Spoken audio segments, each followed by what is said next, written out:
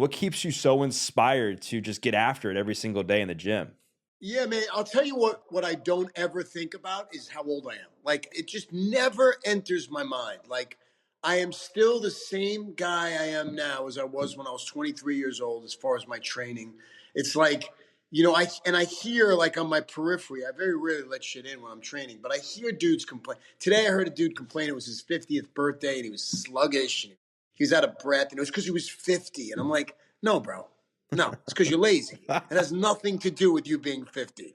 So, my approach to everything has nothing to do, and I mean my career, because at my age, a lot of guys who have been in the business are kind of really searching for work and I'm not. And because I see it through childlike eyes, and it's like I just started, and every movie is my first movie, and every day in the gym is my first day in the gym. I know it sounds hokey, but that's how I live my life, man. I wake up smiling. I swear to God, because it feels new every day. Make it new, you know? That's amazing. And it's a great outlook to have because fitness, lifestyle, wellness, it's a journey and it's just something that you have to get up and do every single day. And I know that like your career as an actor can be very challenging, right? Where you don't know when the next thing's going to come. You don't know like how a certain movie is going to do. You don't know like if you're going to end up like getting the role that you thought you might have already had. Like how has fitness like helped you like learn to embrace the journey more when it comes to your career in acting? Oh man, I mean, great question, first of all. And here's the thing about fitness. You could go to the gym and train for 2 hours like a madman, right? And you go home, you look in the mirror, and nothing happens. Nothing changes. You do it again the next day, and again, nothing really changes, right? You've got to be patient and willing to let the change occur, right?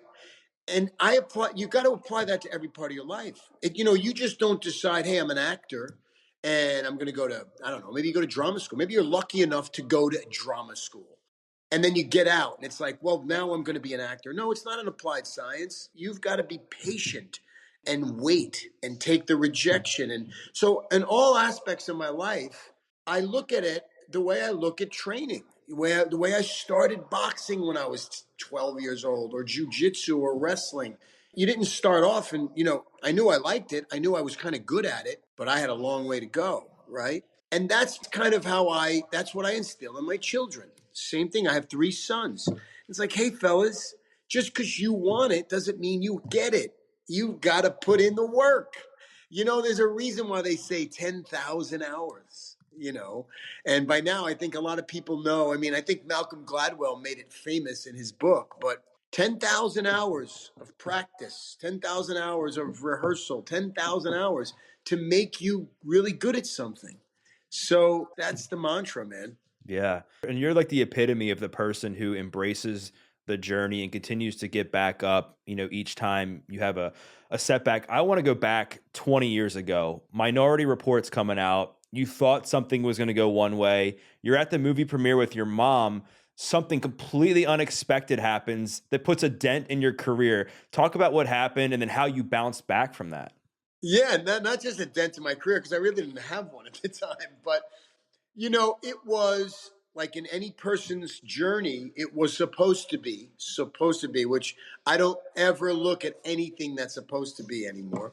But it was supposed to be a quote unquote break, right? And I was on the movie for 6 months. It's Steven Spielberg, it's Tom Cruise. It doesn't get any bigger. I'm friends now with Steven Spielberg and Tom Cruise.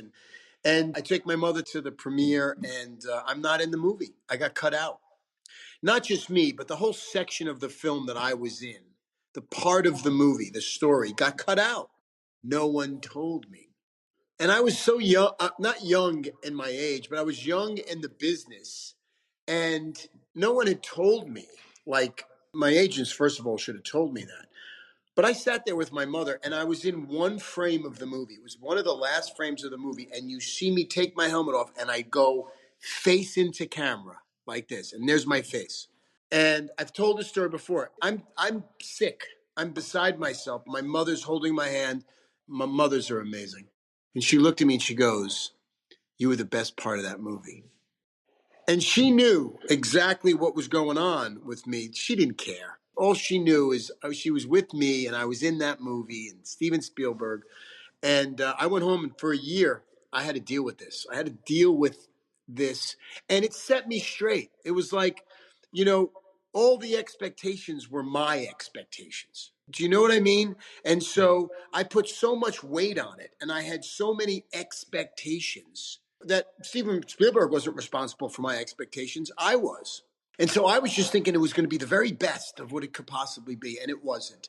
And I had to learn. And from that point on, I never got disappointed again. And I've done some shitty movies, and I've done them for money. I'm not afraid to say it. Like, I've got a family to pay for. And so sometimes I'm not Brad Pitt. Like, I don't get the best scripts. So sometimes I got to take things for money.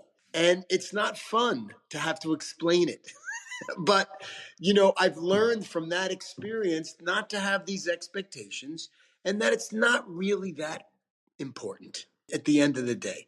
I'm getting to be an actor. I'm getting paid. I'm doing my thing. I'm taking care of my family. I'm taking care of my kids. And that's really what matters. And it's funny because I always tell people manage your expectations. You will manage your anxiety if you can manage your expectations. You're so right, man, because I think people struggle with timelines, right? Like people expect to be married by a certain age, they expect to have a certain amount of kids by a certain age, and I guess it seems like you're so passionate, obviously, about what you do, and you like you said, you have a family to support.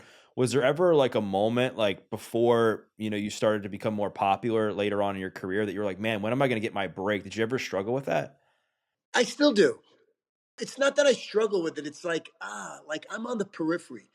I'm in Hollywood. I'm not of Hollywood. I am not. I'm not part of the cool guys group. Like, you know what I mean? It's like these guys who got to be superheroes or, they became stars at a young age for whatever reason. And I don't think they're any better. In fact, most of them I don't think they're that good.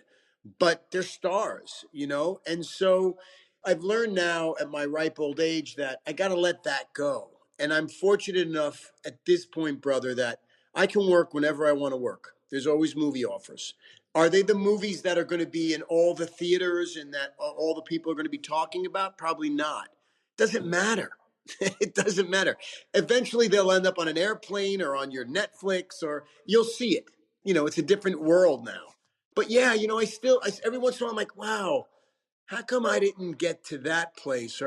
And then I go, stop, be grateful that you're not on the other side of where I am saying, how come I never got to that guy's place? A lot of people would love to be where I am, to be able to work all the time, to be able to kind of live this great life. And I go, whoa, okay, be grateful, live your life, and don't worry about what you don't have because you have a lot of good stuff.